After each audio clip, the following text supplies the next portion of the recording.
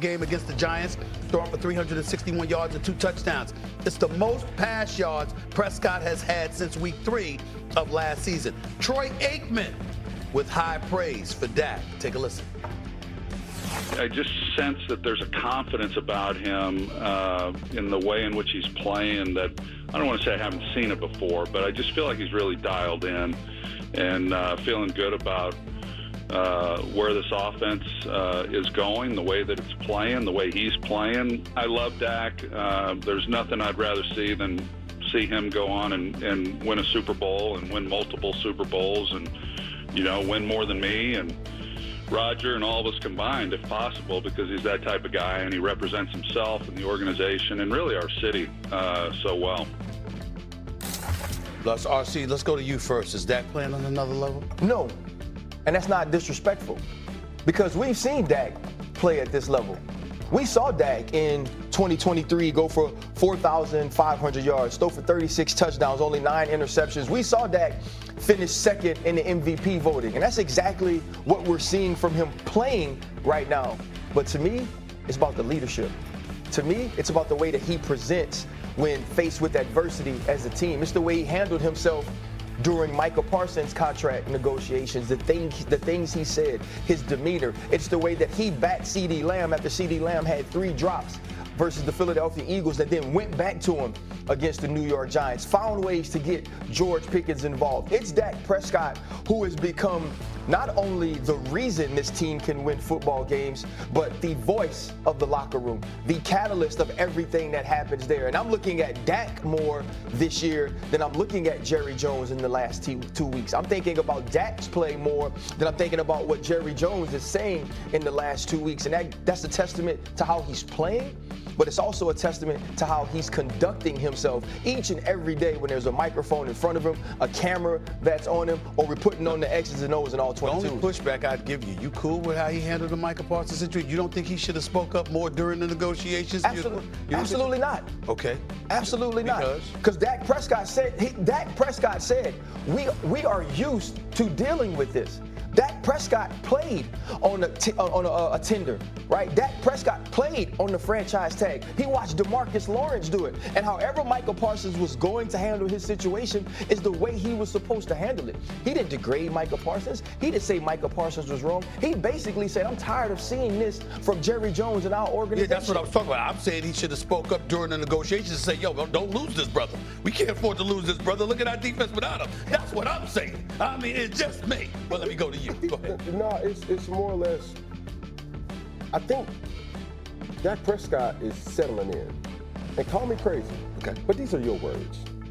While you were interviewing Jerry Jones, yes, sir, you did not think that Dak Prescott was the face of that team. That's correct. Right? That's correct. There's one thing and there's something to say about an individual, not just that has something to prove, but it's a sense of calm. Rest in peace to Mr. Jerry Richardson, the owner who drafted me, or the franchise owner who drafted me. Former owner of Carolina. One of the main things that he spoke about was harmony, right? And you ask yourself, what is harmony? Harmony is when, hey, bro, we coming in, hey, boom, we vibing, we cool, chemistry, continuity is there.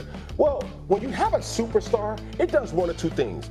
It either can propel you or cripple you. Right? Respectfully. Cripple you to the fact that you can worry, man, Micah is going to do Micah things.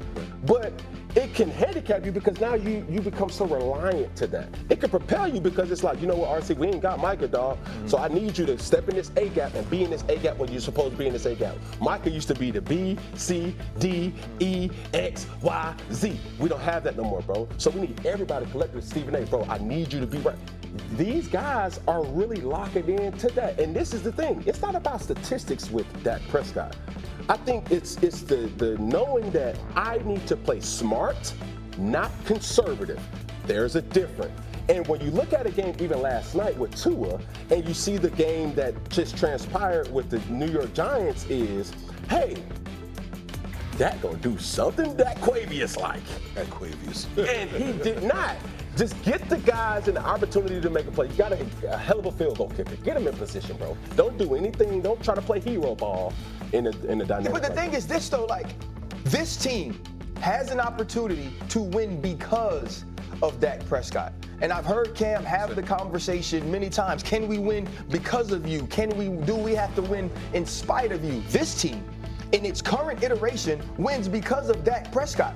Because Dak Prescott puts the ball on Jake Ferguson and gives Brandon Aubrey an opportunity to make a field goal from 64 yards, because you know that's in his range. Whether it's in overtime, making sure I hit George Pickens and give him an opportunity in one-on-ones. Also, understanding part of being a franchise quarterback, and Cam knows this, he's played with great receivers, is making sure I not only give them opportunities to make plays, but they feel like they're a part of it. Yeah. The first week, George Pickens didn't get to feel like he was a part of it. So he made sure he did this week by being smart, but not being conservative. Yep. Dak Prescott is now an aggressive player at the position and non-aggressive off the field. That's who you want your leader to be. You want him to be able to be here at all times based on what's happening around him, and then when he goes out on the field, he performs, and that's what he's doing. Well, listen, I have no problem with what you're saying. I will concur with what you're going Don't through. do this. All I'm trying to say is listen, it's all right to be talking about it in September. Can we be saying this in January? Can we do that? I mean, you just brought up what Tua's making. He ain't making what Dak's making. That's $60 million. That's $60 million. $60 million a year. And the thing is, though, we're not asking those same questions about Dak right now, though. I understand it, and I'm saying we usually have it most regular season. The brothers are 33 games over 500 in the regular season. Can we get a rule number 6 for the host? What's the rule number 6? The host shall not hate all the time. Wow. Can we get that?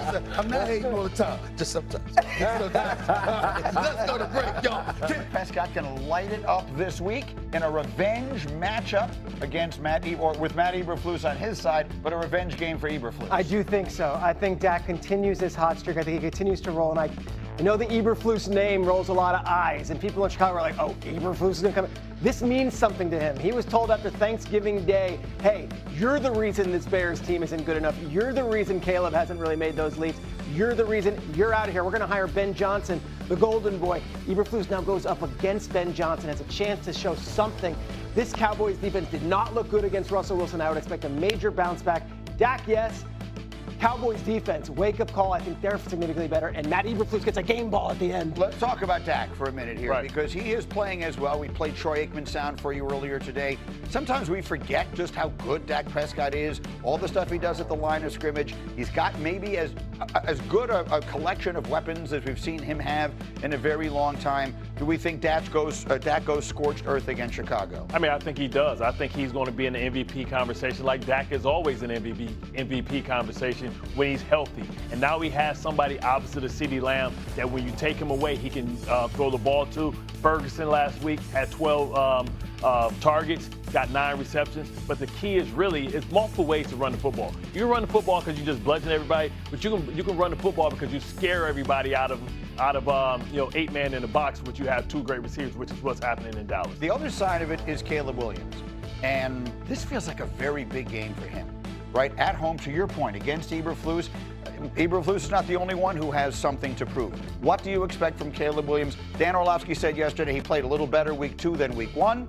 What do you expect from him in week 3? He has to get rid of the ball faster.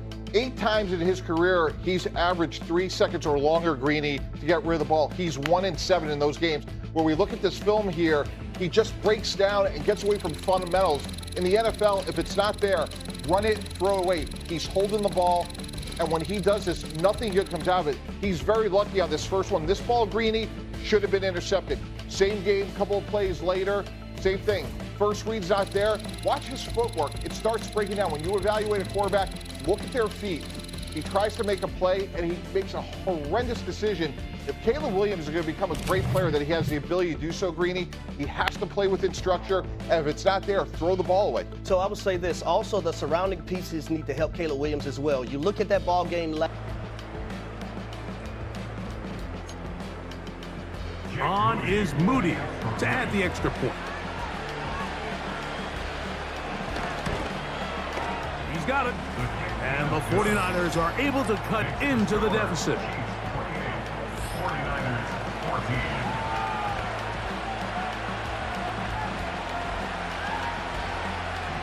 They didn't leave much time on the clock to put together a drive here at the end of the first half. And the kickoff's coming their way. Hardman now to return it. Ho-ho! And he'll work this one past the 25 to right about the 28-yard line. Here's 1st and 10. And they're just going to run it here up the middle. And that one shut down pretty quickly. He'll get back to the line of scrimmage. Nothing more.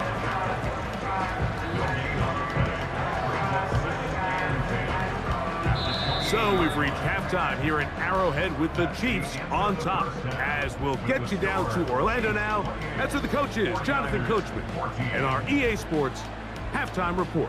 Okay, Michael, thanks very much. And with that, we welcome you all into our EA Sports studios. This is the Halftime Report. We were treated to an excellent first half from the gunslinger, Patrick Mahomes. He came out of the gate smoking hot with 2 first-quarter touchdown passes to help steer his guys towards this halftime lead. The highlights are fairly one-sided to this point.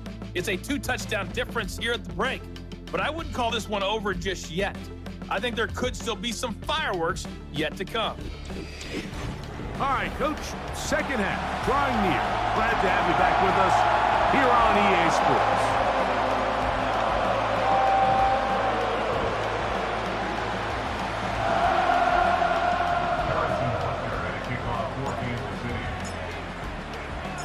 Pretty interesting first half. We'll see if any strategy changes for the next 30 minutes or more as this second half gets underway.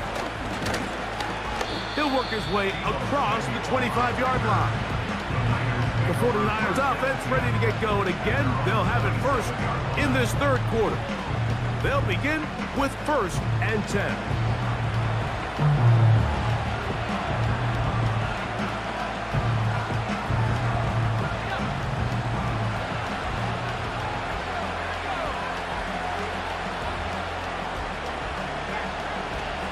Throwing is Purdy.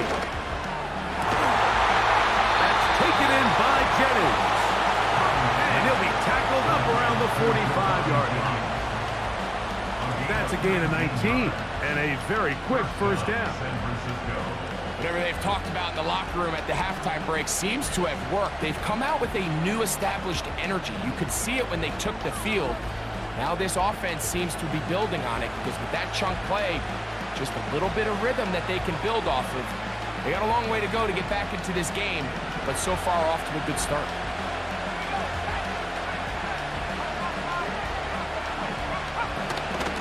They run straight ahead with McCaffrey. And he'll get 2 on this one before being taken down.